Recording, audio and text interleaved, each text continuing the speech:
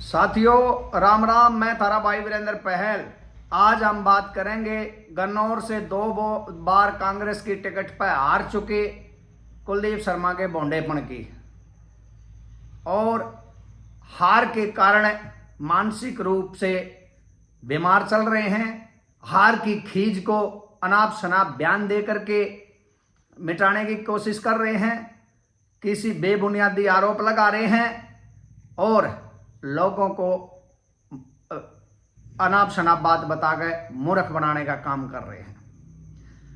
तो इनको कोई भी साथी गंभीर ना ले, क्योंकि इनकी अपनी बात अगर आप सुनोगे तो आपको पता चल जाएगा कि मानसिक रूप से ये आदमी डैमेज हो चुका है। एक बार तो पहले जब 2019 के चुनाव में आ रहा था तो इसने उस हार का ठिकरा फोड़ा था कुमारी शैलजा के ऊपर। मीडिया के सामने कुमारी शैलजा के ऊपर गंभीर आरोप लगाए थे कि कुमारी शैलजा बीजेपी से मिली हुई है, उन्होंने कांग्रेस पार्टी के साथ गद्दारी करी है। उसी का नतीजा है कि इनके कांग्रेस पार्टी के उम्मीदवार के खिलाफ राजेशपुर खासिया राजेश पहलवान के रूप में आजाद उम्मीदवार उतारा गया कांग्रेस पार्टी के उम्मीदवार को हराने के लिए। ये सीधे आरोप इन्होंने लगाए थे और अब आरोप लगा रहे हैं कि जनता जो सरकार बनाना चाहती थी कांग्रेस की, उस सरकार को चौधरी भूपेंद्र सिंह हुड्डा ने नहीं बनना दिया। जिसको शैलजा के खिलाफ गाली गलौच देते थे, जिसको गद्दारी का तगमा देते थे, बीजेपी से मिले होने का कहते थे, ऐसी स्थिति बन गई आज उसी के पैरों में गिरना पड़ रहा है, उसी की महिमा मंडल गाना पड़ रहा है।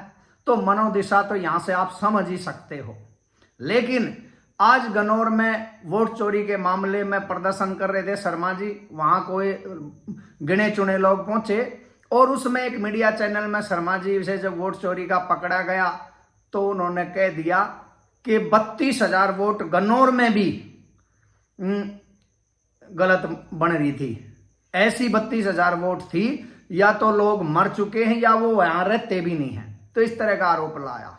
तो इससे साबित होता है कि हरियाणा के अंदर जो बेबुनियादी आरोप चौधरी भूपेंद्र हुड्डा पर और दीपेंद्र पर लगाए जा रहे हैं वो बेबुनियादी हैं। ये अपने राजनीतिक स्वार्थ में गिरे हुए लोग हैं जो इस तरह के आरोप लगा रहे हैं। सारी दुनिया और खुद हुड्डा साहब भी कह रहे हैं कि भाई लोगों ने तो कांग्रेस के पक्ष में वोट डाला है, लेकिन जो वोट प्रतिशत लगातार वोट के बाद अगले दिन तक बढ़ता रहा वो वोट चोरी का मामला था, मशीनरी के दुरुपयोग का मामला था। पूरी निष्ठा और ईमानदारी के साथ चौधरी भूपेंद्र हुड्डा ने चुनाव लड़ा है, लेकिन इस तरह के लोग उसको बदनाम कर रहे हैं। और इन चीजों से पता चलता है कि ये सीरियस लेने का मामला नहीं रहा है। जितनी वोट इसका आई है इससे ज्यादा तो ये हरा दिया गया, पूरी तरह जनता ने खारिज कर दिया। उसको देखते हुए कांग्रेस ने भी खारिज कर दिया और इसी का नतीजा है कि जो मुद्दे उठाने चाहिए थे उनका तो जिक्र ही नहीं पाया। किसान आज मंडियों में मारा हंडन लाग रहा है, फसल नहीं बिकती, एक एक हफ्ता मंडी में पड़ा रहा है, मॉइस्चर के नाम पर लूट मारी जा रही है। बीजेपी की व्यवस्था पूरी तरह फेल है, कानून व्यवस्था फेल है, लेकिन इसके मुंह से इन चीजों के बारे में दो शब्द भी सुनने को नहीं मिले। तो कहीं ना कहीं हमारे को लगता है कि बीजेपी के साथ मिला हुआ है, इसने अपना मन बना लिया है और एकांत में जब अपने लोगों के साथ बात करता है तो ये गन्नौर में हार का जिम्मेदार जाट समाज को भी बताने का काम करता है कि भाई जाटों ने मेरे साथ गद्दारी करी, वोट नहीं दी। भाई कौन सी गद्दारी करी? आपने तो कभी किसान आंदोलन में जाकर नहीं खड़े हुए, किसानों के लिए आवाज नहीं उठाई। आपका कोई दबवार या आपका कोई वो थोड़ी है, हैं?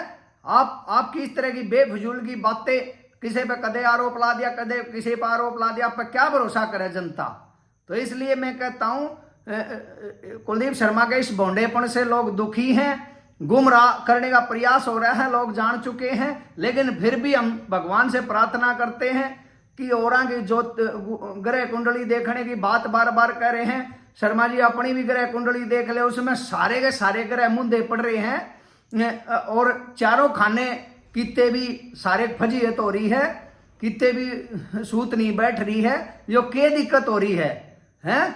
कित क्रियाक्रम में गड़बड़ा रही है। और दूसरी बात, भगवान इनको शुद्ध बुद्धि दे, इन स्वस्थ रखे, इनकी सेहत ने ठीक रखे, ऐसी भी हम मनोकामना करते हैं। ऐसी दुर्दशा में कैसे आदमी जीता होगा हम समझ सकते हैं। लेकिन कह रहे थे कि भाई पाछे कह रहे थे मैं इसलिए हार गया, मेरे सर पर कोतरी बैठ गई थी। ईब का के बैठ गया भाई, इनका काग बैठ गया, के बैठ गया, समझ में नहीं आ रहा। लेकिन जो भी हाल है भाई, मैं ये कह रहा हूं शर्मा जी को सीरियस ना लें। वो ऐसी मानसिक स्थिति में कोई भी कुछ भी बोल सकता है, उनका बुरा भी ना माने। ये हार की खींच है, ना संगठन में कोई बूझ हो रही, ना जनता में बूझ हो रही, ना पार्टी में बूझ हो रही। ऐसे में और इस तरह की खींच नहीं दिखाओगा तो आदमी जाएगा कहाँ।